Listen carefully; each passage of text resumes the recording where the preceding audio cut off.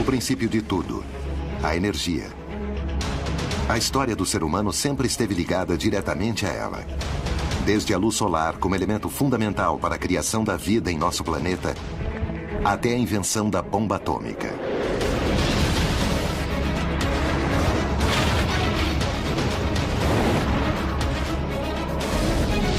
O ser humano aprendeu a explorar a energia, mas nunca imaginou que sua própria avareza o levaria a uma situação insustentável e sumamente perigosa. Uma situação onde uns poucos controlam os recursos de muitos, ou seja, os de todos. Há muito dinheiro em jogo e, portanto, muitos interesses. A cobiça teria impedido um maior desenvolvimento tecnológico e energético. Há muitos interesses de grandes grupos econômicos frustrados no poder. Pode uma sombra obscura ter ameaçado o destino de homens valentes que tentaram mudar o mundo em que vivíamos? Quem está movimentando os fios de nosso presente? Poderíamos estar vivendo em um mundo muito melhor?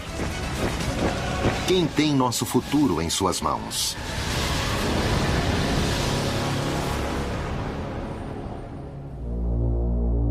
Tentaram enclausurar nosso conhecimento.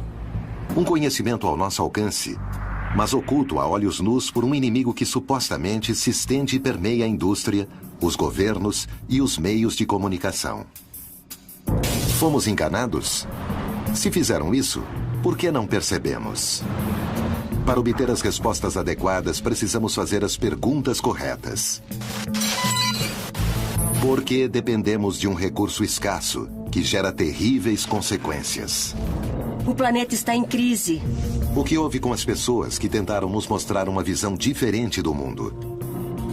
Vários homens lutaram e continuam lutando contra a incompreensão, a inveja e as ameaças e a sua privação de liberdade.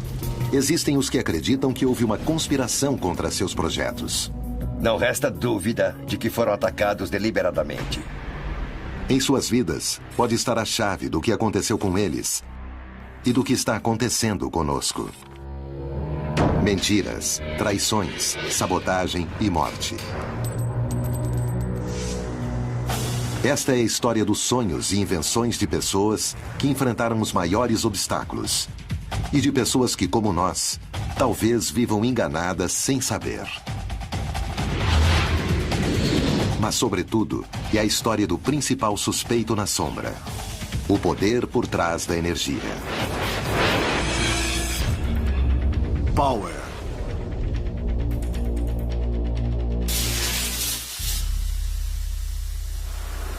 A energia sempre foi poder.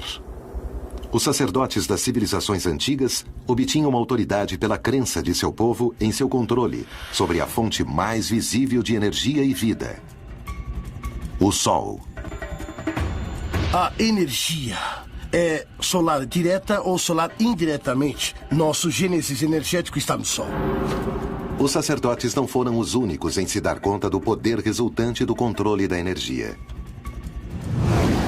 As culturas que primeiro conseguiram aproveitar a energia de uma maneira domesticada com o desenvolvimento das primeiras técnicas agrícolas, ao entender os ciclos solares e com os avanços no armamento bélico resultando da manipulação do fogo, foram as primeiras que conquistaram o poder na antiguidade.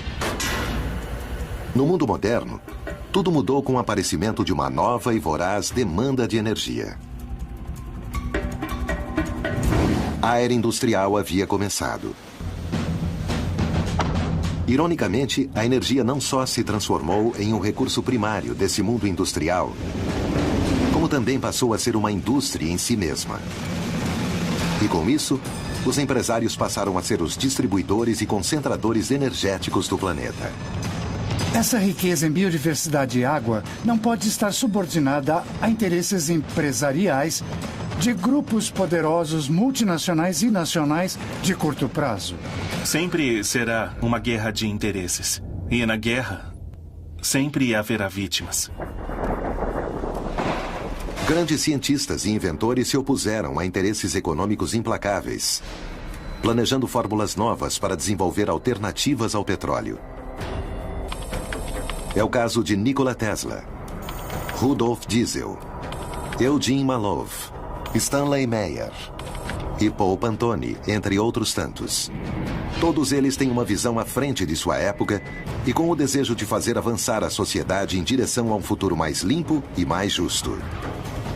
Desde a transmissão sem fio de energia até o uso de combustíveis alternativos, esses homens dedicaram suas vidas a buscar as soluções para os problemas que enfrentamos como sociedade. Na verdade, se pudéssemos identificar uma coisa para baixar o preço, para reduzir a pobreza, certamente nós escolheríamos a energia. A Revolução do Carvão alimentou a Revolução Industrial. E com isso, as civilizações realmente avançadas são baseadas nos grandes avanços da energia.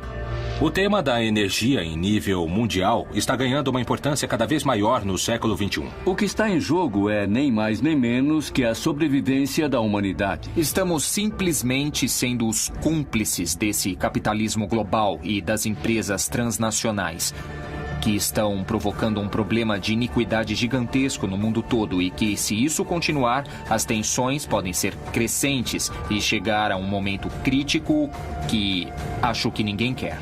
A escala de valores está totalmente de cabeça para baixo. Tudo o que importa é o dinheiro. Em um tempo muito recente, Iraque.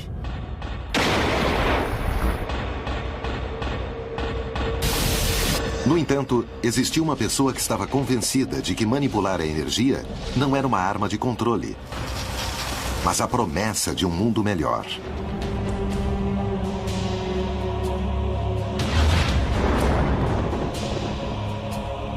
Nikola Tesla. Quando chegou aos Estados Unidos, o mundo estava a ponto de mudar para sempre.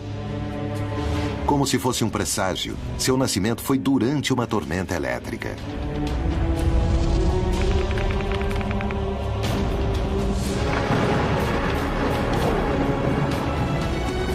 Desde muito pequeno ele tinha visões, era meio místico e se imaginava no futuro controlando a água e controlando a eletricidade. Seu pai era sacerdote e queria que Nikola seguisse seus passos. Ele entrou em crise e esteve a ponto de morrer. Não permitiam que ele sonhasse. Intransigente com a vocação do filho, seu pai fez então um juramento. Se seu filho sobrevivesse, permitiria que ele estudasse engenharia. Tesla ouviu que se ele se recuperasse, poderia fazer o que ele desejasse. E então tomou a decisão de estudar engenharia. Tesla não era um estudante comum. Logo se destacou. E seus professores não entendiam a sua capacidade de realizar operações de cálculo avançado em sua mente. Essa mente poderosa o levou a vislumbrar o futuro.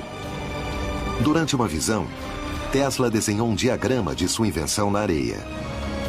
Logo nasceria a corrente alternada, algo que usamos todos os dias no mundo todo para transmitir a luz elétrica.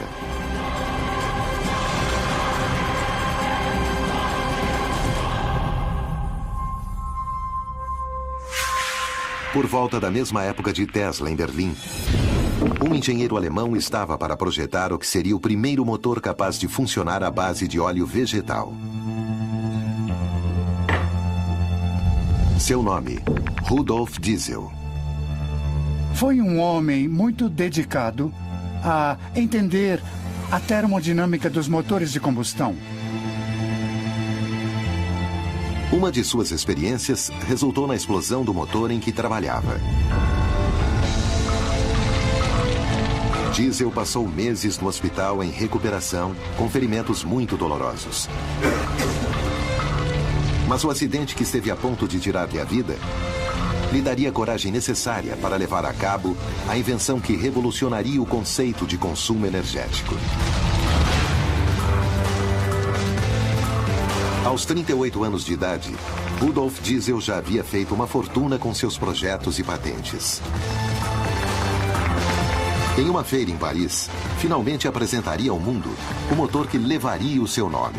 Ele queria que o motor de combustão tivesse um aproveitamento muito maior e eficiência, que fosse mais barato, mais útil, com menos desperdício e menos poluição. Lamentavelmente para Diesel, seus interesses chocariam com dois poderosos adversários: a indústria incipiente dos combustíveis fósseis e o governo alemão, que temia que os projetos do pesquisador pudessem cair nas mãos da Inglaterra. As mentes brilhantes sofreram perseguições, sofreram boicotes. Seriam esses inimigos capazes de detê-lo? Durante séculos, aquelas mentes que ultrapassaram os parâmetros da ciência conhecida foram repudiados, em especial por aqueles instaurados no poder. Inclusive Galileu, que é considerado o pai da ciência moderna, que morreu em prisão domiciliar, cego e julgado pela Igreja por sua convicção de que a Terra girava ao redor do Sol. Quantos foram os cientistas censurados? E quantos terão perdido a vida por isso? Fazem artificialmente que pareçam que essas coisas estejam fora de hora. São realizadas através de agentes humanos e às vezes com práticas argumentáveis, controvertidas. E que às vezes levam a essas tragédias. Muitos homens perderam a vida pelo simples fato de estarem a serviço do conhecimento da humanidade. Parece que desconhecemos bastante sobre as tecnologias que nos rodeiam e seus criadores. Aos que estão no poder não convém que sejamos informados. São os mesmos que impedem o desenvolvimento de certas invenções. Os casos a seguir, se estiverem certos, mostrariam uma realidade arrepiante. As teorias de Malov, Meyer e Pantone não são mencionadas em quase nenhuma das faculdades de engenharia do mundo. E por esse motivo, seus trabalhos são praticamente desconhecidos. Em outra faculdade, na Universidade de Utah, Estados Unidos, em fins dos anos 80, uma dupla de cientistas, Martin Fleischmann e Stanley Pons, afirmavam que haviam conseguido produzir energia de qualidade a partir da fusão a frio. Um professor egresso do Instituto de Tecnologia de Massachusetts, Eugene Malov, não só apoiava a teoria, mas também assegurava que as notícias ridículas que suas experiências sofreram da mídia eram devido a interesses mais poderosos do que o bem-estar da humanidade. Na ciência existem os que a desqualificam que é impossível obter resultado. E principalmente os que a desqualificam são os físicos nucleares, os que têm milhões e milhões de dólares em investimentos públicos do Estado, das universidades para construir reatores nucleares. Malov era professor de jornalismo científico da Universidade de Boston e no Instituto de Tecnologia de Massachusetts. Quase toda sua carreira foi dedicada à pesquisa de fontes alternativas às tradicionais que usamos hoje. Seus avanços eram vistos como a solução energética do mundo. Malov iria se transformar em vítima das notícias ridículas por parte da comunidade científica apenas por divulgar a fusão a frio. Querem nos tratar como crianças e nos fazer crer que avanços como a fusão a frio são coisas que só existem na ficção científica. Contemporâneo de Malov, há quase 3 décadas em Ohio, um inventor surpreenderia o mundo com um simples vídeo amador. Este é o desenvolvimento de células de combustível de água que podem ser usados em carros experimentais. Stanley Meyer dizia ter inventado uma máquina que só precisava de água para conseguir o hidrogênio, usado como combustível. Suas pesquisas surgiram da preocupação que causou o embargo do petróleo de 1973 por parte dos Estados Árabes aos Estados Unidos e seus aliados. O que eu vejo é que a maioria das pessoas é muito egoísta. Havia literalmente filas de pessoas tentando abastecer seu veículo com gasolina.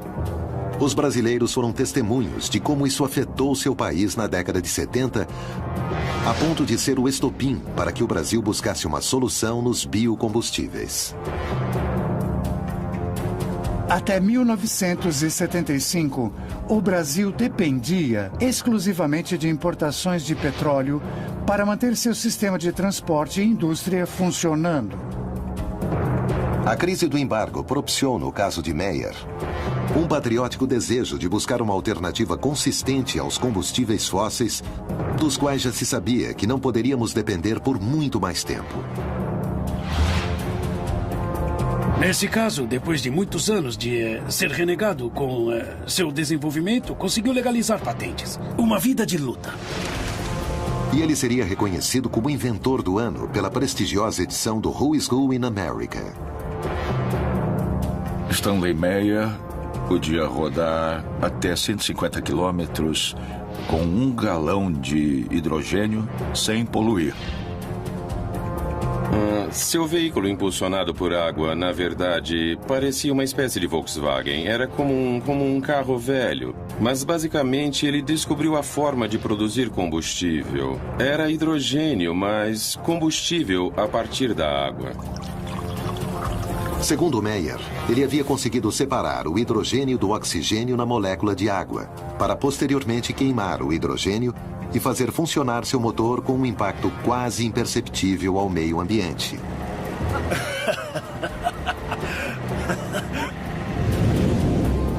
Em algumas escolas do México, está sendo experimentado outro tipo de motores que funcionam também graças à água. Por meio da informação obtida em planos disponíveis pela internet, foi possível recriar o motor Pantone, também conhecido como JIT. Paul Pantone, assim como Stanley Meyer, após a crise do petróleo, começou a se preocupar com o preço dos hidrocarburantes e decidiu fazer alguma coisa a respeito. Em 1979, ele começou a construir um sonho. O sonho de um combustível que permitisse que os motores não produzissem poluição.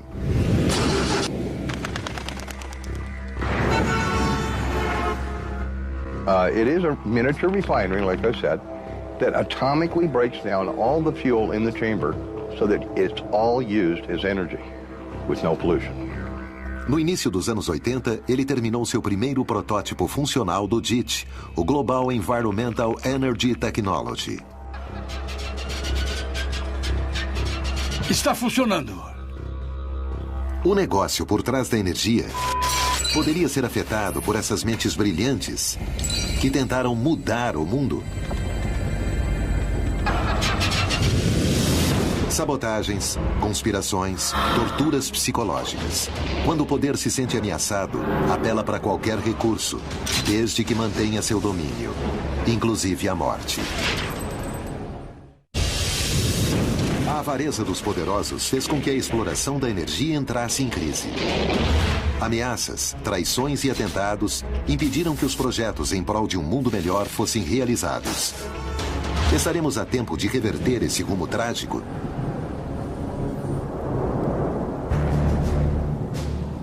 No conflito da energia, sempre houve dois lados. Os que quiseram impulsionar seu desenvolvimento até limites inimagináveis e os que viram nisso um negócio. Tesla pensava que seria possível obter uma fonte de energia inesgotável. Mas quando seu futuro parecia ficar mais promissor, seus verdadeiros problemas começaram. Ao chegar nos Estados Unidos, ele só tinha 4 centes no bolso, alguns poemas e uma carta de recomendação dirigida a uma pessoa muito especial, Thomas Alva Edison. Na carta escrita por Charles Beckelor, um funcionário da empresa de Edison na Europa, era possível ler: Senhor Edison, conheço 2 grandes homens. O primeiro é o senhor. O outro é o jovem que leva esta carta. Tesla estava entre um grande inventor, um grande cientista e um louco que planejava coisas as pessoas não entendiam. E isso, é claro, criou também muitas dificuldades. Dizem que ao ler a carta, Edison o contratou imediatamente. Mais adiante, Tesla descobriria que seu empregador passaria a ser o seu pior inimigo e que seu sonho se transformaria em um pesadelo. Edison jamais cumpriria suas promessas. Foi muito conturbada sua relação infeliz com Edison, que o manteve sempre ameaçado, subjugado. Edison foi considerado herói nos Estados Unidos, mas para Tesla foi o grande inimigo. Ao negar um pagamento a Tesla, Edison se excusou, dizendo que seu funcionário não entendia o humor americano. Segundo o empresário, tudo havia sido uma brincadeira. Tesla estava tão mal que decidiu demitir-se e acabou montando sua própria companhia elétrica. Nikola Tesla imaginou um mundo onde a energia fosse um recurso infinito. Uma coisa com a qual começaria a sonhar muitos anos depois. Nós o vemos nas caricaturas como os Jetsons. Toda essa imaginação coletiva que tinham do futuro, da imponderabilidade de que a energia era vasta. Para ele, a energia podia ser retirada das tormentas, das correntes de água, do sol e, inclusive, dos raios cósmicos. Essa energia poderia ser transmitida de maneira sem fio a qualquer dispositivo receptor. Veículos, casas e eletrodomésticos seriam alimentados sem a necessidade de baterias, cabos ou qualquer combustível. Tesla entendeu a energia como um elemento ao nosso redor, que podia ser transmitida e recebida através do espaço, não necessitando, inclusive, de condutores como o cobre. Seu sonho era poder aproveitar uma energia livre, sem barreiras e inesgotável.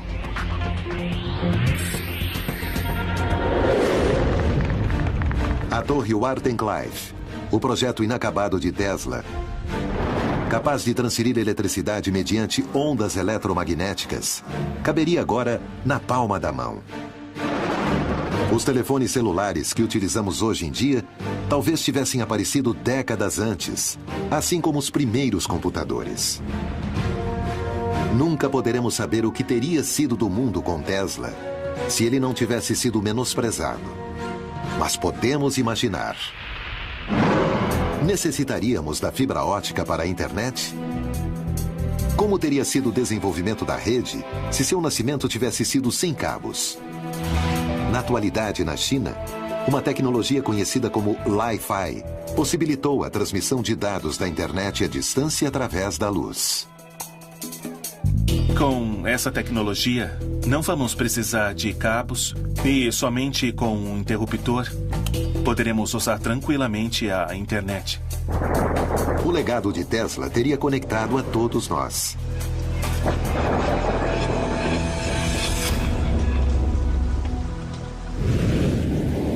Há casos similares ao de Tesla na América Latina, como o do psicanalista brasileiro Norberto Kepp. Esse pesquisador, assim como Tesla, acredita que a energia é algo que nos rodeia. Ele disse que o vácuo é repleto de energia. E o próprio vácuo é a energia. Os planetas, o corpo humano, a matéria não se sustentam no universo por causa de forças intrínsecas à própria matéria. Mas seriam sustentadas por uma energia que envolve a matéria. Dois engenheiros, César Sous e Roberto Frascari, decidiram pôr a revolucionária teoria do Dr. Kepp em prática, fabricando um motor muito versátil, que utiliza a energia que se encontra no ar e a matéria para o seu funcionamento. O motor Kepp pode substituir qualquer tipo de motor. Os que funcionam com velocidade, os que funcionam lentamente, os que têm maior torque, os que têm baixo torque, e sempre com uma eficiência superior. Um motor que vai economizar de 70% a 90% da energia de que o Brasil precisa. O que é que impede ou evita que o motor Kepp seja conhecido e receba maior apoio? Agora nós fazemos isso com nossos próprios recursos e é muito difícil a gente conseguir sócios ou investidores nesse sentido, porque há muitos interesses envolvidos. Imaginem quantos interesses, quantas empresas, quantas multinacionais estariam envolvidas. Parece que as dificuldades encontradas por esses pesquisadores são sempre as mesmas. Suas descobertas são vistas mais como ameaças do que como avanços? Temos uma fonte de energia que é inesgotável, que não é poluente. Na América Latina, uma descoberta pode estar à altura ou inclusive superar em sua revelação as anteriores.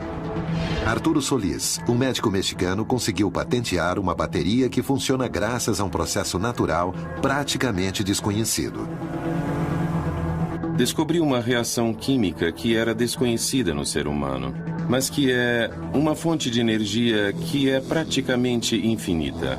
Porque a melanina, na presença da luz e da água, produz eletricidade durante centenas e centenas e centenas de anos. Considerada comumente como um pigmento, a melanina pode conter a chave do futuro?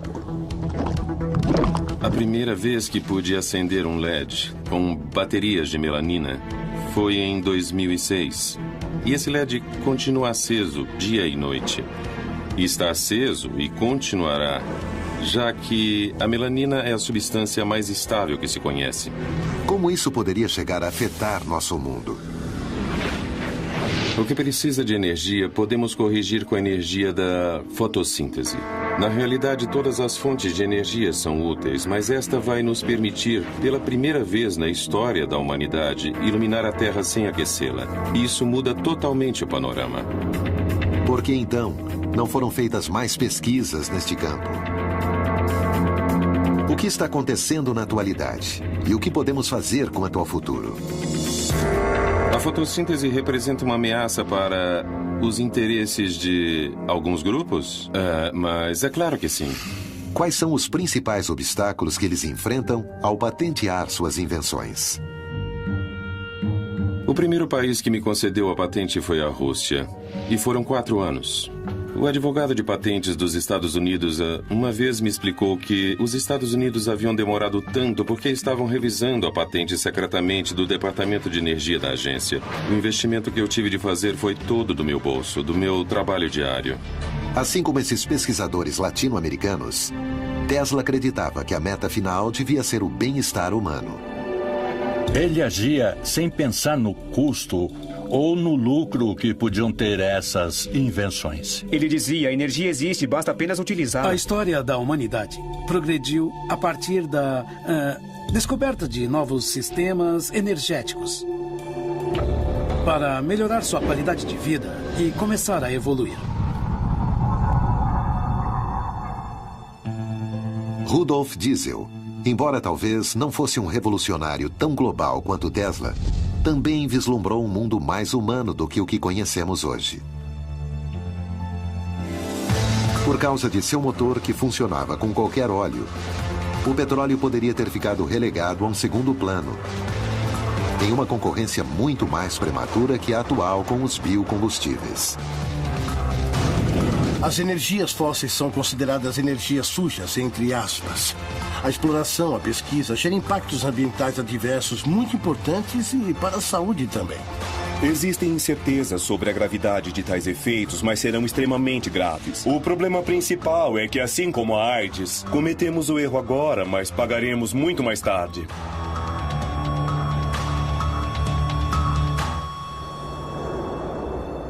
Antes de morrer, Diesel prognosticaria o seguinte: o uso de óleos vegetais como combustíveis pode parecer insignificante hoje. Mas esses óleos podem se transformar com o tempo em combustíveis tão importantes quanto o petróleo ou o carvão o são em nossos dias. O próprio Diesel chegou a fazer alguns ensaios, alguns testes com o óleo de amendoim.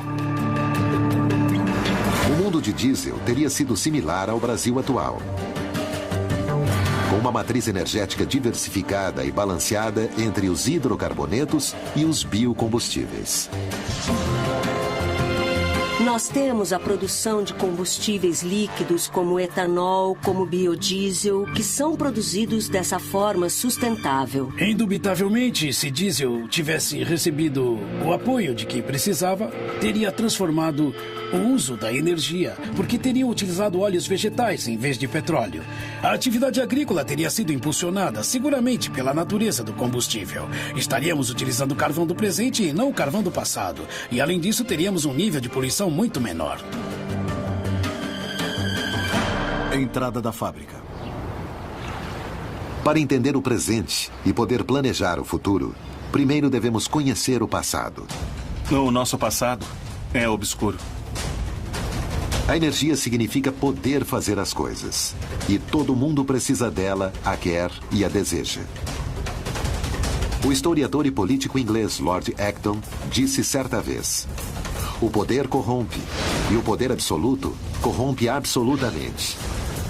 Ninguém encarnaria melhor o conceito de poder absoluto que J.G. Rockefeller e seu monopólio energético, a Standard Oil Company.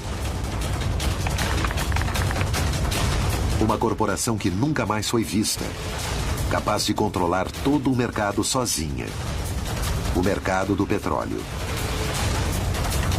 O ouro já não era dourado, mas negro.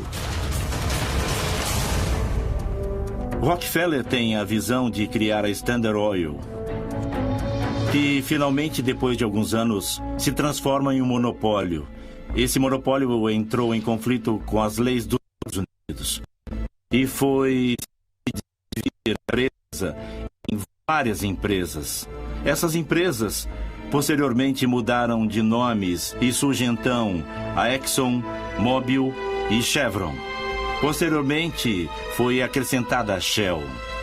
Embora nem todas tenham a mesma origem, elas passaram a ser chamadas genericamente as Sete Irmãs porque eram realmente as empresas que moviam o mundo do petróleo. Pouco tempo depois do surgimento da indústria petrolífera, nasceria outra indústria energética, a elétrica. E dois homens se apropriariam dela: Thomas Alva Edison e J.P. Morgan. Edison fundou a Edison Electric Light Company, que logo se chamaria General Electric, com a ajuda de alguns dos homens mais poderosos dos Estados Unidos. A General Electric é a única empresa das 12 originais do Dow Jones que aparece na atualidade depois de 117 anos. Forbes a considera a terceira maior empresa do mundo. Além de inventor, Edison foi um homem com uma marcante visão empresarial. E as ideias de Tesla bateriam de frente contra a dele, e, sobretudo, contra a ideologia de Morgan. Ele se importava apenas com o dinheiro e o poder. Tirava do caminho todo aquele que o atrapalhasse. Uma guerra estava a ponto de começar. A Guerra das Correntes. Edison e Morgan estavam dispostos a tudo para dominar o mercado. Mas Tesla lutaria para impor suas ideias. Diesel também decidiu enfrentar o poder, algo que poderia ter lhe custado sua própria vida. Quando o invento vai contra seus interesses, a máquina que domina a energia é capaz de tudo. No entanto, pesquisadores como Tesla e Diesel lutaram para impor suas ideias revolucionárias para melhorar o mundo, pondo em risco suas carreiras e suas próprias vidas.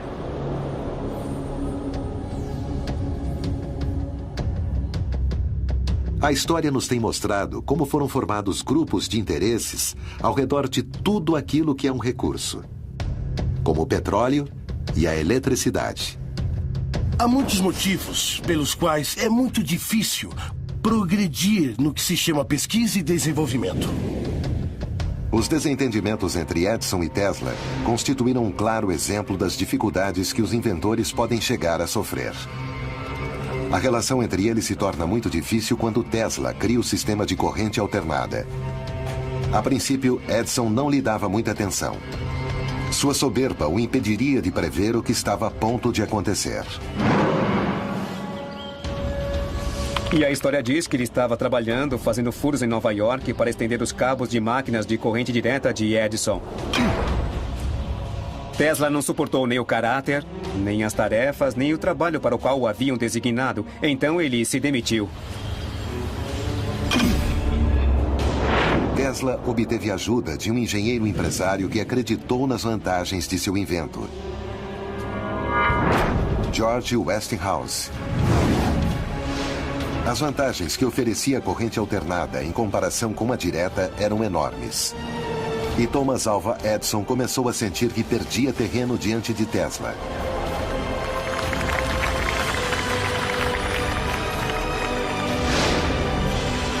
Então começou a criar publicidade negativa sobre o invento de seu rival, executando animais em público para difamar a corrente alternada.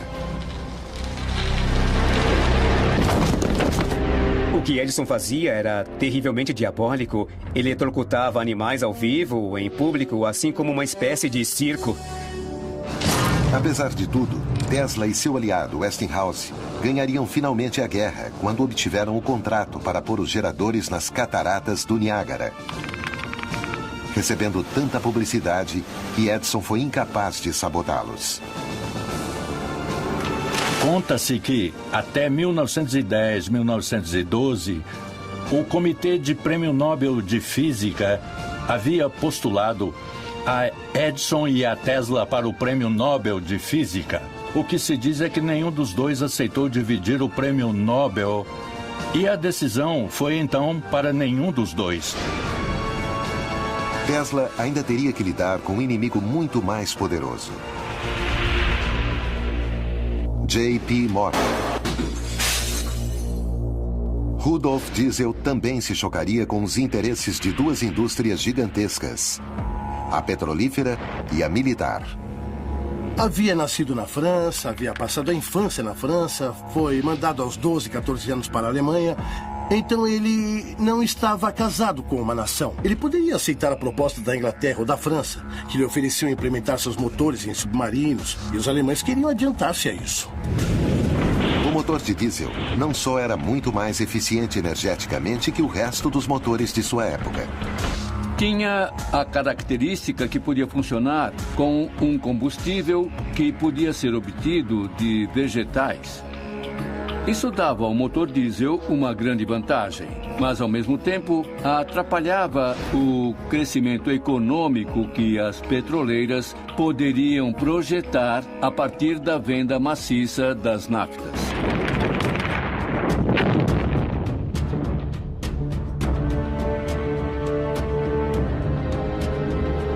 A Primeira Grande Guerra estava a ponto de ser conflagrada, e os interesses pela produção de motores eficazes para caminhões, tanques e barcos eram prioritários. Quando passaram a utilizar o motor diesel tanto para caminhões quanto para tanques de guerra, os veículos não paravam de funcionar, mesmo que todo o motor ficasse submerso na água. Bastava que a admissão e o escapamento ficassem fora. Os motores de diesel, devido às suas características, eram usados nos temidos submarinos alemães. A arma mais poderosa naquele momento. O inventor ignorava os perigos a que estava a ponto de se expor. O caso diesel é interessante porque mostra de que maneira, apesar das conspirações, finalmente a tecnologia pode terminar por se impor. Apesar de gozar de um gênio excepcional, Tesla, o inventor do século XX, como passou a ser chamado, terminou seus dias ignorado e esquecido. Sua queda começou quando o financiamento de suas pesquisas ficou nas mãos de J.P. Morgan, o sócio de Edison. Morgan percebeu o potencial que tinha a transmissão de ondas de rádio e decidiu financiar Tesla em seu projeto de construção da torre Wardenclyffe. Mas Tesla não só queria transmitir ondas de rádio com a torre, mas também eletricidade sem fio, capaz de ser usada por qualquer um, onde quisesse. Isso chocava diretamente com os interesses de Morgan. Como isso interferiria em seu negócio? Morgan tinha um monopólio sobre o cobre com que eram fabricados os cabos. De nenhuma maneira iria permitir que a pesquisa de Tesla progredisse. Ao ficar sabendo das intenções de Tesla, J.P. Morgan detém imediatamente o financiamento e logo a torre é demolida, prejudicando a reputação de Tesla para sempre. Além disso, seu laboratório foi saqueado e seus planos desapareceram.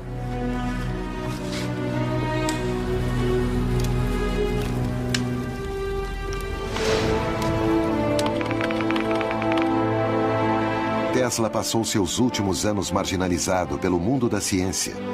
Tudo o que ele fazia era alimentar as pombas. O inventor acabou se refugiando na suíte 3327 do Hotel New Yorker.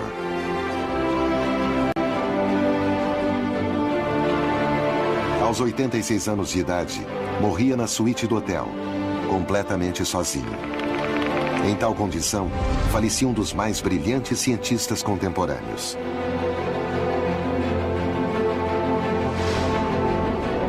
O certo é que para o mundo naquela época, era como se Tesla tivesse morrido há muito tempo.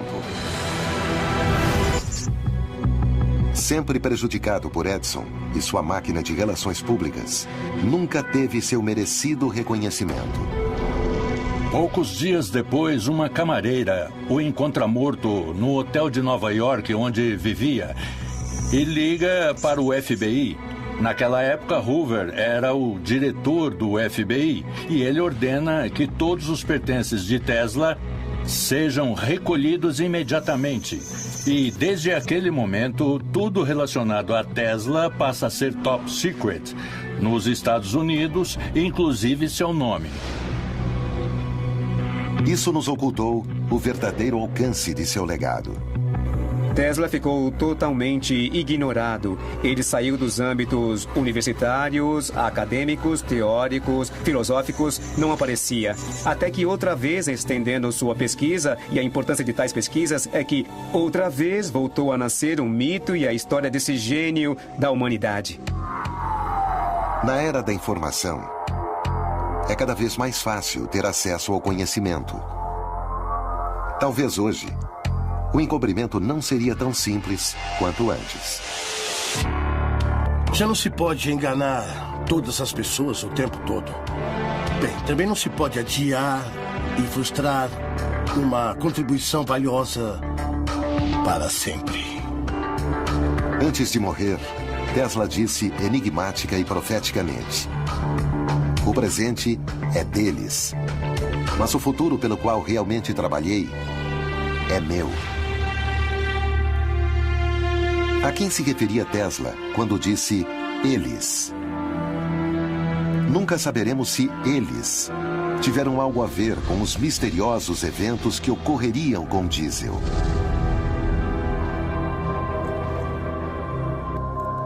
Rudolf Diesel subiu a bordo do vapor Dresden com a intenção de reunir-se com empresários que fabricavam seu motor em Londres. Naquela noite, jantou no restaurante do barco e retirou-se ao seu camarote por volta das 10 da noite, pedindo que o chamassem às 6h15 da manhã do dia seguinte.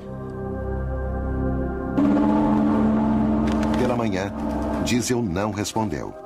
Ninguém da tripulação tinha notícias dele. Dias depois, outra embarcação de origem holandesa encontrou o corpo sem vida de Rudolf Diesel flutuando na embocadura do rio Escalda.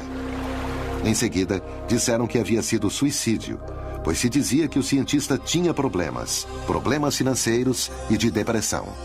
A morte que Diesel sofreu pode ter sido tramada por interesses do petróleo ou talvez por serviços de inteligência alemães ou ingleses. É possível encontrar o motivo de alguns alemães malvados que o queriam morto, com certeza. Que as circunstâncias de sua morte não foram as mais normais. As pessoas costumam morrer na cama. Rudolf Diesel começa com seu projeto em 1899. Em 1913, amanhece flutuando em um rio. Então, não há muito o que pensar, não, dos grandes interesses que existem no petróleo. O certo é que ele desapareceu, mas sua vida não. Qualquer que seja o motivo, Rudolf Diesel não viveu para ver o desenvolvimento de seu engenhoso invento. E nós jamais poderemos saber qual de suas teorias é certa. Antes de morrer, Diesel deixou por escrito sua visão de um futuro em que o petróleo não seria a indústria dominante. Ele viu um futuro com combustíveis alternativos. Uma visão que é amplamente compartilhada por especialistas na América Latina. A América Latina tem a matriz energética mais limpa do mundo. Mas o motor de diesel, em princípio, funcionava com uma ampla variedade de combustíveis. Após sua morte, os motores diesel só se desenvolveram para funcionar exclusivamente com derivados do petróleo. Casualidade? Conspiração? Ou oportunismo? Um multimilionário se suicida, cai no rio. Isso tudo pelo dano que o dinheiro ia lhe causar? Não, eu acho que a teoria da conspiração é muito bonita, muito romântica e muito atrativa e que deve ser explorada. Mas não temos nenhuma prova, não tivemos nunca nenhuma confissão de um alemão, não tivemos nunca nenhum testemunho de nenhum fato criminal. Alguém o empurrou pela borda ou talvez ele tenha saltado, não sabemos. Talvez nunca saibamos a verdade do que aconteceu a Diesel. Mas sabemos que ele não foi o único que sofreu um destino misterioso e trágico. Defensor da fusão a frio e da energia livre, Eugene Malov também teve um final tão dramático quanto suspeito. Por que certos inventos progridem e outros não? O que há por trás das mortes de alguns pesquisadores? A história da energia está marcada por traições, sabotagens, vítimas fatais e uma grande dúvida: quem controla realmente nosso destino? O poder que as grandes indústrias energéticas controlam conta com uma capacidade econômica descomunal. Seríamos capazes de reagir contra uma máquina assim? Pode alguém demonstrar sua existência? Eu acho que é uma conspiração contra o interesse do público em geral. São essas empresas que consideram que há uma conspiração que vem de fora e de que tentam realmente mudar as coisas ou buscar fontes renováveis de energia. A indústria de hidrocarbonetos tem uma grande vantagem hoje em dia. O campo não está bem nivelado. Favorece uma indústria que já existe há muito tempo e está trabalhando para manter esse poder. O que pode fazer um único indivíduo contra uma máquina assim tão grande e eficaz? É provável que esse indivíduo não consiga mais do que acabar na falência, desacreditado. Eugene Neff Malov tentou reverter a forma com que concebemos a produção energética. O futuro era, segundo ele, a fusão a frio, uma reação nuclear à temperatura ambiente, onde dois núcleos atômicos se fundem para formar um maior, liberando uma grande quantidade de energia. Isso supõe uma fonte de energia inesgotável, econômica, limpa e ao alcance de todos. Malov defendia a fusão a frio conseguida por Stanley Pons e Martin Fleischmann. No ambiente universitário, etc., foi uma grande comoção. Em condições diluídas e com um sistema muito doméstico, eles conseguiram demonstrar e publicar que se gerava uma energia com um fenômeno de fusão de hidrogênio e hidrogênio a hélio, mas que ocorria em forma diluída, com os hidrogênios que estavam na água. O mundo, asseguravam, seria um lugar completamente diferente. Uma dona de casa seria capaz de produzir em seu lar uma enorme quantidade de energia de forma segura, barata e limpa. Seria como ter um reator nuclear, do tamanho de uma caixa de sapatos, abastecendo a todas as necessidades de uma família média.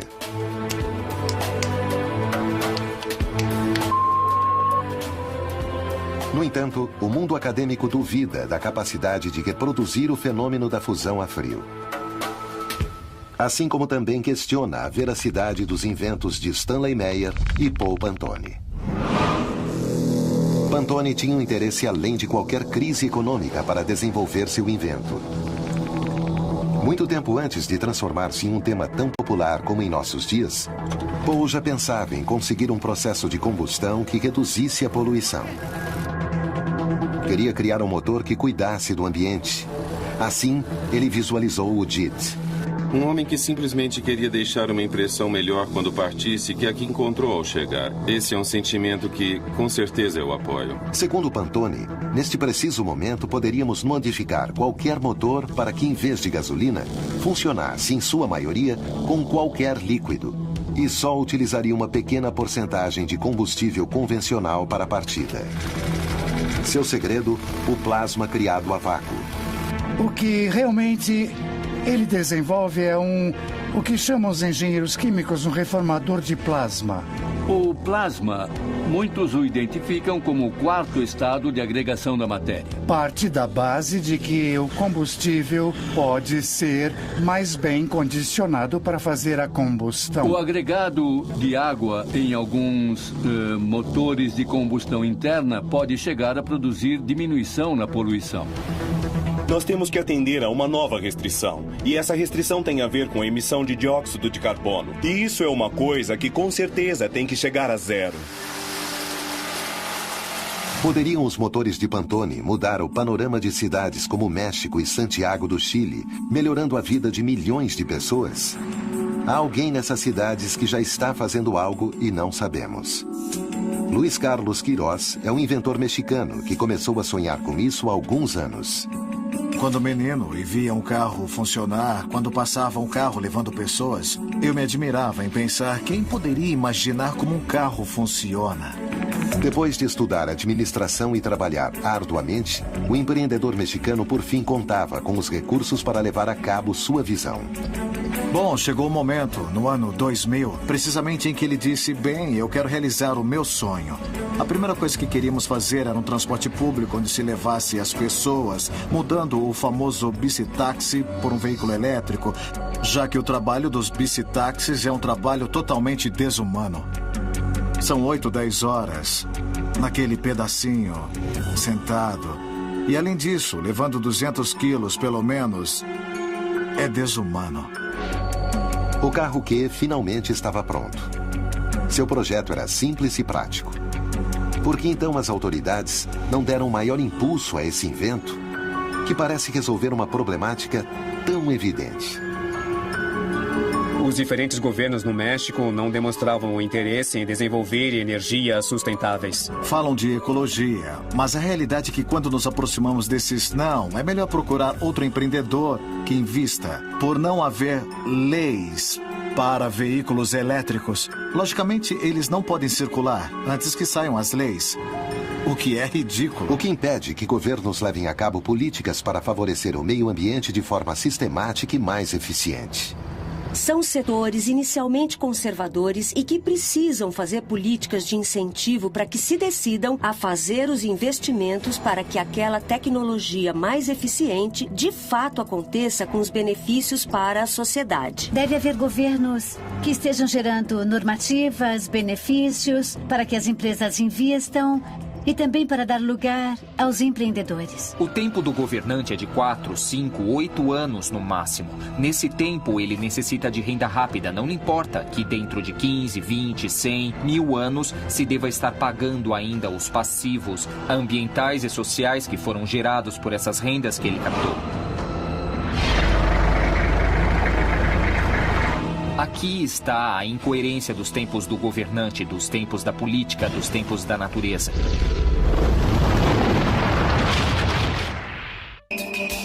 No caso de Eugene Malov, ele denunciava que uma comunidade científica com fortes interesses havia feito todo o possível para menosprezar, através da mídia, sua campanha a favor da fusão a frio. Malov quis mostrar ao mundo um invento que revolucionaria a maneira com que concebemos a energia, proporcionando-nos a tantas vezes imaginada energia livre. Mas por acaso, era isso que desejava a comunidade científica? No caso de Malov, evidentemente a comunidade científica, nesse momento, jogou por terra seus projetos. É compreensível, considerando que essa era uma ideia revolucionária. Malov decidiu fundar a sua própria organização para a pesquisa da fusão a frio e as energias alternativas. Inclusive, escreveu uma carta à Casa Branca, expressando a sua fé absoluta no futuro da fusão a frio. Houve um vácuo, nesse momento, no qual ele não foi escutado, como tantos outros. Mas alguém não o ignorou. E Malov começou a receber ameaças para que parasse com sua pesquisa, ou sua vida correria perigo.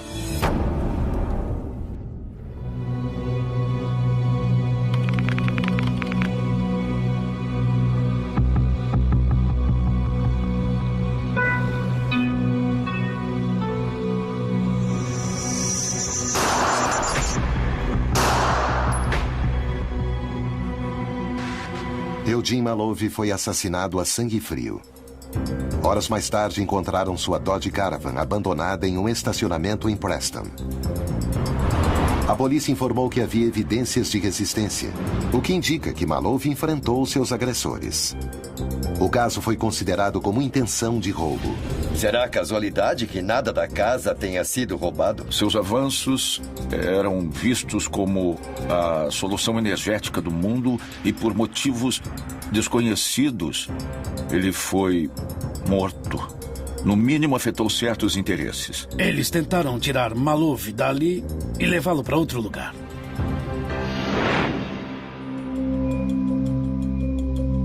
Atualmente são realizadas diversas experiências vinculadas à fusão a frio até por parte da própria NASA. Era por acaso Malov uma peça-chave em nossa era para a fonte de energia alternativa? Poderia isso desagradar alguém? O caso de Malov teve alguns pontos em comum com o de Stanley Meyer, inventor do motor a água.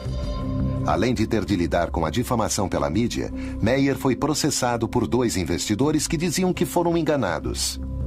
Durante o julgamento, o pesquisador nem ao menos teve a possibilidade de pôr à prova seu invento para demonstrar sua inocência. O tribunal o considerou culpado e o condenou a pagar um total de $25 mil.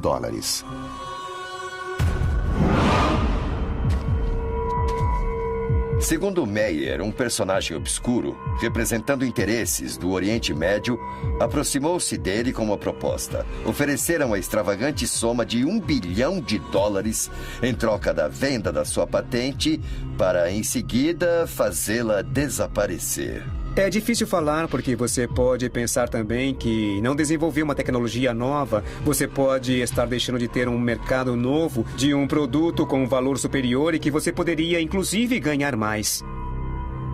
Mas para Meyer, sua invenção do motor a água era um aporte para a humanidade, não um negócio. Assim, ele recusou as ofertas. A partir daí, Meyer denunciou que recebia ameaças telefônicas. Estaria alguém se empenhando em evitar que suas descobertas ficassem conhecidas? Muitas o vídeo que Stanley Meyer usou para mostrar à sociedade seu invento rapidamente deu a volta ao mundo. Por exemplo, essa tecnologia está aproveitando o poder que a água nos oferece. Este injetor de água que nós vemos aqui hoje nos dá uma forma muito econômica de conversão e faz com que um automóvel convencional funcione com água normal. Todas as grandes empresas, os grandes interesses nunca tocaram o coração para defender a vida de um ativista ou de um inventor. São perseguidos, assediados e mortos. O motor a água, criado por Meyer, poderia ter revolucionado o cenário energético mundial. Talvez por isso seu desenvolvimento foi truncado pelo dramático destino de seu inventor.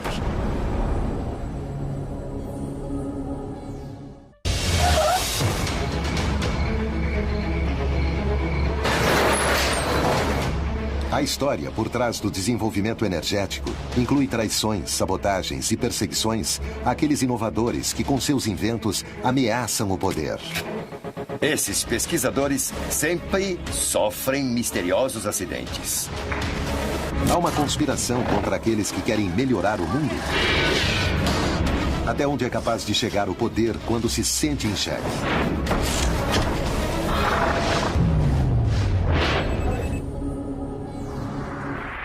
Stanley Meyer propunha o uso de um simples adaptador para abandonar os hidrocarbonetos por completo. Através de um processo de eletrólise, as moléculas da água se separariam, liberando o hidrogênio para ser usado como combustível. Só havia um pequeno problema com a sua criação. Ela violaria as leis da termodinâmica. Algo que não o impediu de desenvolver seu invento e, inclusive, fazer demonstrações em público. Um carro que se alimenta de água e que não consome combustíveis, acho que afeta interesses brutais e paradigmas energéticos com repercussões que, no mínimo, teria mudado todo esse cenário energético que hoje em dia estamos padecendo e estamos contaminando.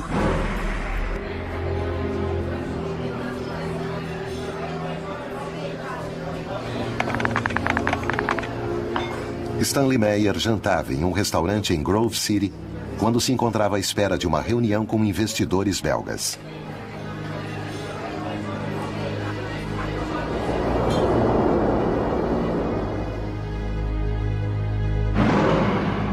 Talvez ele não tenha sabido entender de alguma maneira que a sua sentença de morte poderia significar esse choque de sistemas que ele propôs. Foi um erro, talvez político. De acordo com a versão dada por testemunhas, em pleno jantar, Meyer sentiu-se sufocado. deu um salto em seu assento e fugiu para o exterior do restaurante, gritando que o haviam envenenado.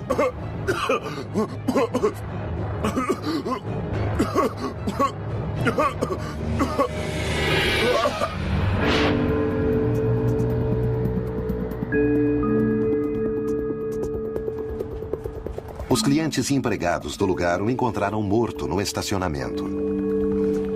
Nunca chegou ao carro e também não chegou a realizar seu sonho. Se estivessem certas as afirmações de Meyer, o mundo não teria de enfrentar a perspectiva de um apocalipse energético por escassez de recursos. O hidrogênio é o elemento mais abundante do universo. Uma fonte praticamente inesgotável de energia. O hidrogênio pode ser uma fonte inesgotável, porque o hidrogênio é retirado da água. O hidrogênio se apresenta como um portador de energia capaz de ser transportada, ser utilizada no momento necessário e ser armazenada para os tempos de escassez. O hidrogênio é um combustível limpo. É o combustível mais limpo porque não gera dióxido de carbono. E sua combustão, uma vez que gera energia, transforma o hidrogênio em água. Somos conscientes do que acontece ao nosso redor? Foram desacreditadas tecnologias mais avançadas que as que temos à nossa disposição? Nesse caso, quem financiou os estudos científicos que as desautorizam? Temos pesquisado de onde vêm esses estudos, quem está pagando para que os cientistas participem de tudo isso. E isso sai de uma indústria. Talvez veja a indústria do combustível renovável como um desafio. Do que nos privaram? Por que nossos governos não disseram nada a respeito? É muito fácil sentar-se e ter o tempo todo muitíssimo dinheiro, receber todos os dias muitíssimo dinheiro de petróleos mexicanos como parte de seu orçamento e o resto importa muito pouco. E é aí que estamos realmente envolvidos na América Latina e que claramente há grupos que estão no poder, que preferem o lucro rápido sem levar na devida consideração os custos ambientais e sociais que muitos desses projetos podem ter. O que aconteceria se os pesquisadores recebessem grandes somas de dinheiro para desenvolver seus inventos? Se houver algum lucro, as coisas se fazem sem nenhum problema. A candidatura brasileira à Copa do Mundo resultou que em Brasília fosse construído o primeiro estádio de futebol totalmente autônomo em termos energéticos e com zero de emissões. Este projeto tem uma característica única. Eu creio que, no atual momento, talvez seja o mais importante estádio até então construído. A nossa preocupação foi desenvolver uma arquitetura que reduzisse todos os custos para a manutenção do estádio, e isso ao longo de todo o tempo. O estádio se abastece de energia solar. Além disso, uma membrana no teto se encarrega de reter a poluição que é produzida no lugar. Suas zonas verdes se abastecerão de água recolhida da chuva. E todos os seus espaços estarão habilitados de maneira que entre grande quantidade de luz natural. Por isso é que eu afirmo que realmente esse projeto é hoje, sem sombra de dúvida, o mais moderno, o mais, tecnologicamente falando, o mais completo. Talvez nas próximas Copas do Mundo e, Olimpíadas e etc., isso possa ser incorporado nos novos estádios. Segundo se fala sobre Paul Pantone, quando ele criou seu processador multicarburantes, JIT, se viu rapidamente angustiado por uma série de manobras legais para acabar com seus avanços.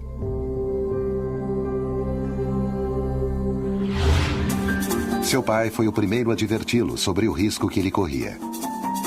Pantone chegou à casa de sua família com um carro cujo motor havia sido modificado por ele.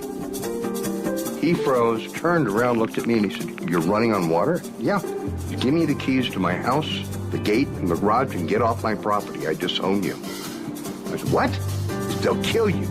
And anybody who knows how to run on water will be dead." Quanto faltava para que Pantone ouvisse o conselho de seu pai? Não o matam no início. Isso seria muito fácil. Primeiro fazem da sua vida um inferno. Pouco depois de conhecer o DIT, um diário local publicava a notícia de seu invento. De acordo com o relato de Pantone, um ano mais tarde ele recebia a chamada de um representante de uma empresa petrolífera do exterior que exigia a venda dos direitos de seu sistema. A recusa de Pantone transformaria sua vida em um inferno. So I called the same newspaper or the TV reporter up at the news station, and I said, I have a story better than yesterday's. I've got ex-governors and I've got other people on tape-recorded phone calls threatening my life. They're going to murder me if I try to pursue my dreams. He said, Mr. Pantone, I don't know anybody that would like to cover that story, because if we do, we will never have a job again. O dinheiro da conta dele desapareceu misteriosamente. Durante os anos seguintes, várias propriedades de seu negócio imobiliário foram vandalizadas. Paul Pantone conta que posteriormente receberia um novo telefonema aterrador. Com o apoio de seu filho, resolveu fazer frente a muitas das ameaças e impedimentos legais que puseram em seu caminho. Mas ainda não sabia que o pior estava para acontecer. A história diz que seus sócios acabaram enlameando a empresa em desenvolvimentos não muito santos.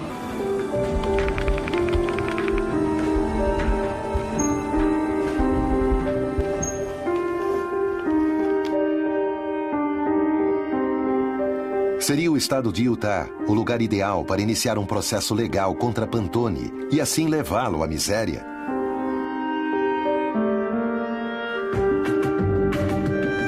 Imediatamente o privaram dos seus direitos civis. Tesla, Pantone, Diesel, Malov, Meyer. Valeu a pena o esforço desses homens em enfrentar as adversidades ou os inimigos que se opuseram aos inventos revolucionários e que alcançaram seu objetivo obscuro? A energia sempre foi um recurso-chave na história do homem. No entanto, tecnologias que melhoram seu uso muitas vezes são menosprezadas pelos que controlam a indústria. Vivemos em um engano monumental. Após criar um revolucionário motor ecológico, Paul Pantone conheceria na própria carne o perigo de ameaçar o poder por trás da energia.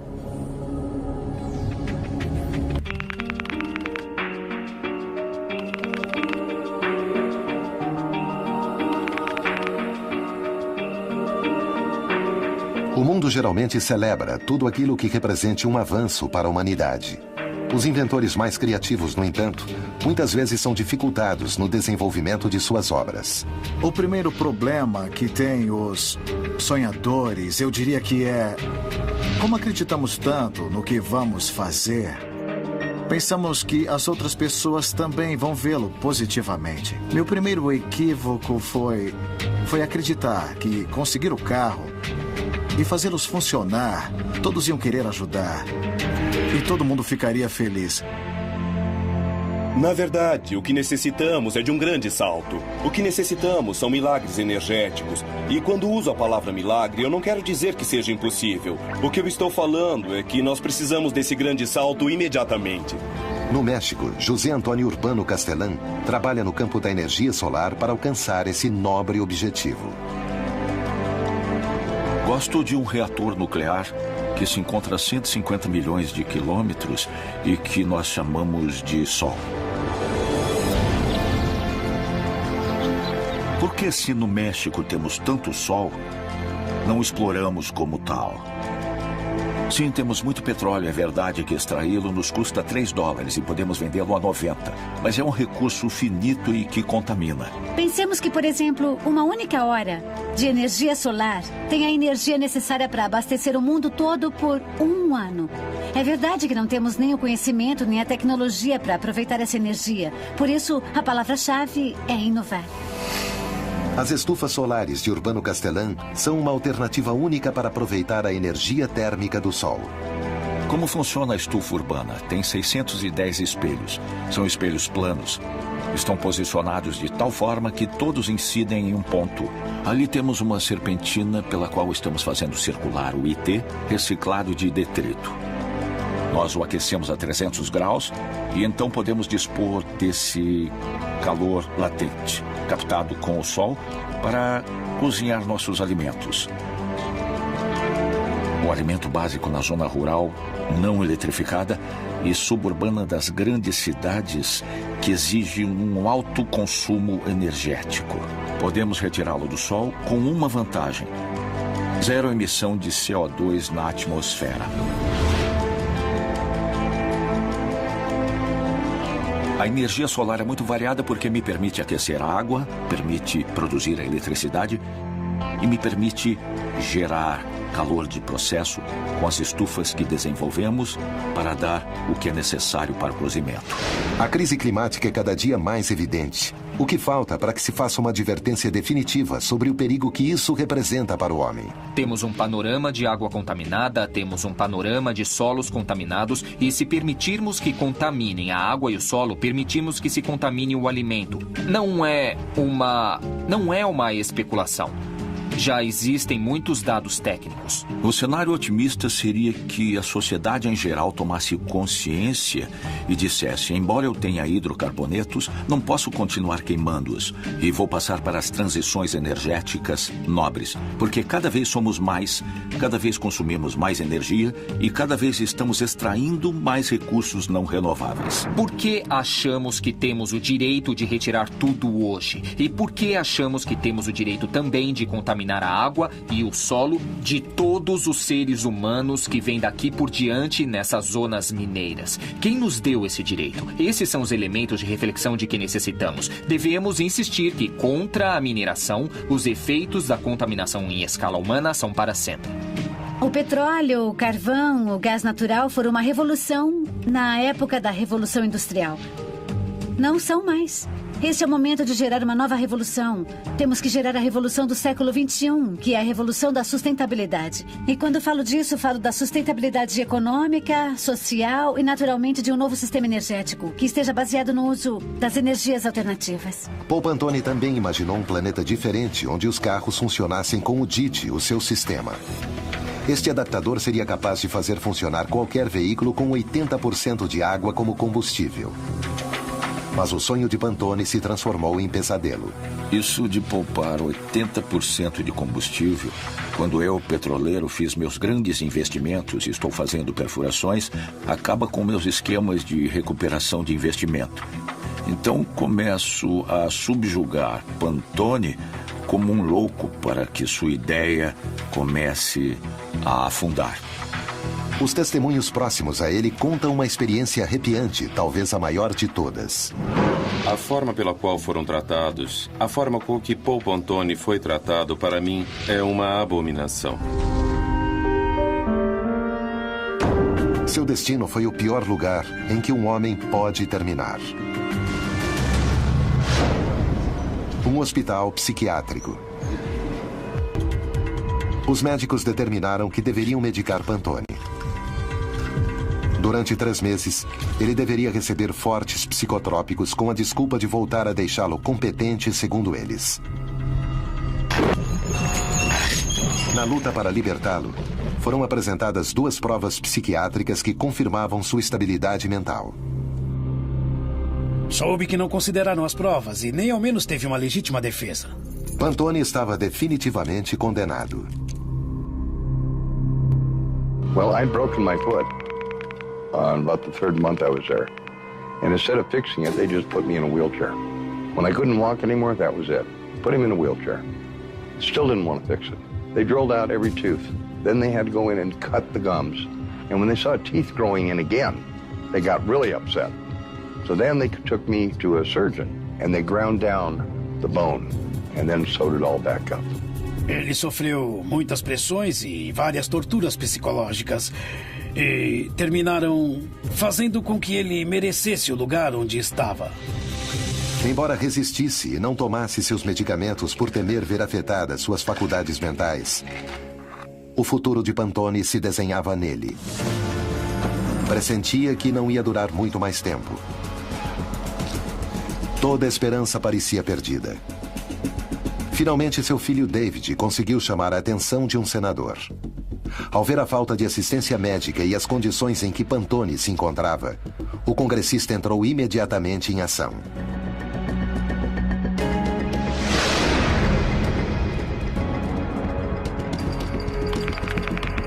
Albuquerque, Novo México, setembro de 2013.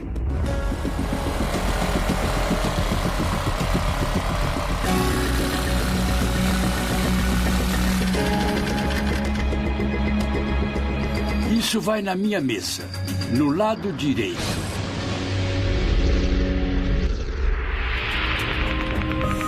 Paul Pantone foi libertado no dia 25 de maio de 2009, com a condição de abandonar o estado de Utah. Eu me senti traído. Contratei um advogado após outro. Passei por 12 ou 13 advogados. Todos levavam o meu dinheiro. Diziam que me representariam, mas depois voltavam e me diziam: a única forma de representá-lo é você me dar sua patente. E isso não ia acontecer. Enquanto a crise climática cresce, o poder por trás da energia usa todos os seus recursos para manter seu domínio. Qual é o caminho para sair dessa encruzilhada? Quem são os novos pesquisadores? E o que estão fazendo para mudar o mundo? Eles sabem que arriscam tudo, inclusive suas próprias vidas. A história da energia esconde sabotagens, traições e mortes duvidosas. Certos inventos são consagrados enquanto que outros caem no esquecimento. Quem são os pesquisadores que, apesar de tudo, lutam contra o poder, embora suas vidas estejam em risco? Pantone, Meyer, Malov, Diesel e Tesla parecem ter vivido na própria carne a presença do poder. Nunca poderemos ter a certeza. Seremos nós também vítimas, sem saber? O que nós podemos fazer se o poder por trás da energia é tão grande? Ou só nos fizeram acreditar nisso? Temos menosprezado nossa capacidade de conseguir mudanças? E o papel dos cidadãos é fundamental. Nós precisamos entender que as pessoas têm o poder, o povo é quem tem a última palavra. Temos que conseguir maiores fundos para a pesquisa. Necessitamos dos incentivos do mercado. Necessitamos difundir a mensagem. Um avanço energético, com toda certeza, é o mais importante. Nunca antes foi mais fácil conseguir isso. Graças a tecnologias digitais, o fluxo de informação é tal que a censura é praticamente impossível. Mas entre tanta informação, onde procurar? Por onde começar?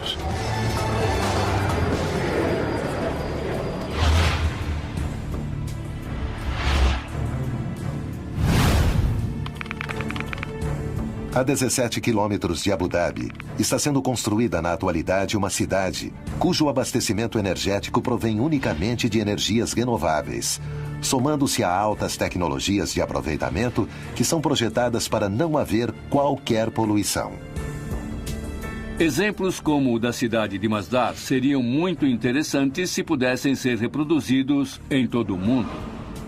Estima-se que 90% da eletricidade que se use será solar. E o resto será gerado por meio de incineração de dejetos. Os carros tradicionais serão substituídos por carros elétricos. Grandes cidades que estão distribuídas em diferentes países do mundo dificilmente poderiam rapidamente ser transformadas em cidades não contaminantes e autossustentadas, como seria desejável. Investimentos como o da cidade de Masdar, em Abu Dhabi, e o Estádio Nacional de Brasília, nos demonstram que, quando existe o interesse econômico, é possível solucionar nossas necessidades mais urgentes. Acho que o que está acontecendo é que agora as pessoas começam a tomar consciência de que as energias alternativas não somente são boas para o planeta, mas além disso podem ser rentáveis. E pode haver um negócio. E precisamos que isso aconteça.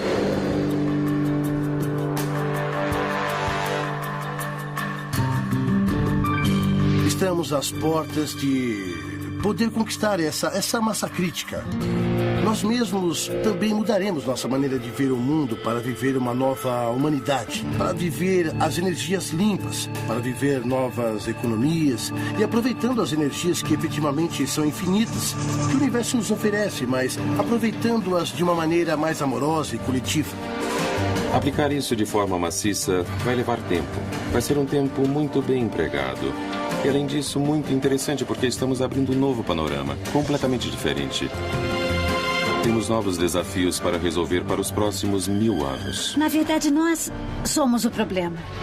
Somos nós que geramos a crise ambiental. E é importante tomar consciência disso. Não há como jogar a culpa nem nas empresas, nem nos governos. Somos nós. O importante é assumir essa responsabilidade. Porque os governos fabricados por essas empresas, por exemplo, quem os usa? Somos nós.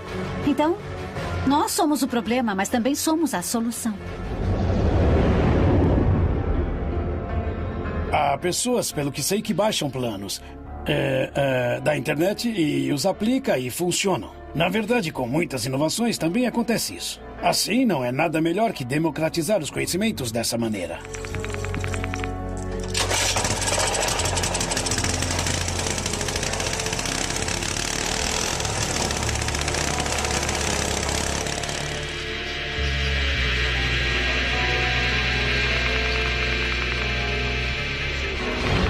Todos esses inventos, muitos dos quais podemos baixar hoje através da web, não mostram outra coisa além da grande capacidade criativa do espírito humano de melhorar a qualidade de vida.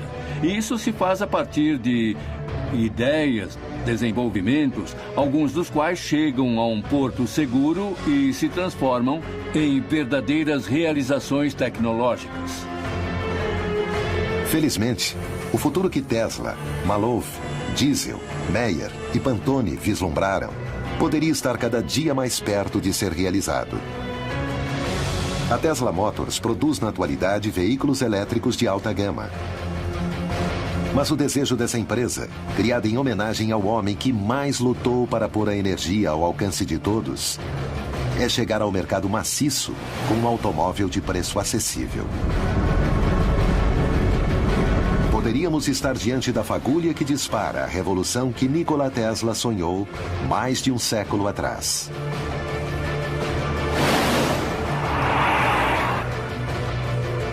Eu costumava participar de um jogo com meu filho menor, David. Eu lhe dizia, preciso que você me diga qualquer invento que você imagine, qualquer coisa que se lembre. Diga-me uma coisa muito original a partir da sua imaginação. Eu fiz isso até ele completar 11 anos e meio. Ele não só me deu 21 inventos em 10 minutos, mas também me contou como seriam os comerciais para lançar cada um. Meu Deus, que foi que eu criei? Eu perguntava a mim mesmo, se era possível fazer com que uma criança de 11 anos lance ideias sem mais nem menos? Por que não estamos animando as crianças a serem inventores, em lugar de dizer-lhes que só podem fazer o que diz o livro? Talvez, como enunciam, o futuro será muito diferente do que a humanidade sonha. Os transportes serão outros. As economias e os governos sofrerão mudanças. E as energias limpas ganharão terreno. O importante é saber que no universo, a energia reina em tudo, inclusive no homem. O único capaz de modificar sua própria realidade. Poderemos algum dia encontrar uma fonte de energia que substitua o petróleo? Que destino terão os que dedicam sua vida a pesquisar teorias que vão contra os interesses mais poderosos? As dúvidas crescem, mas o tempo está acabando.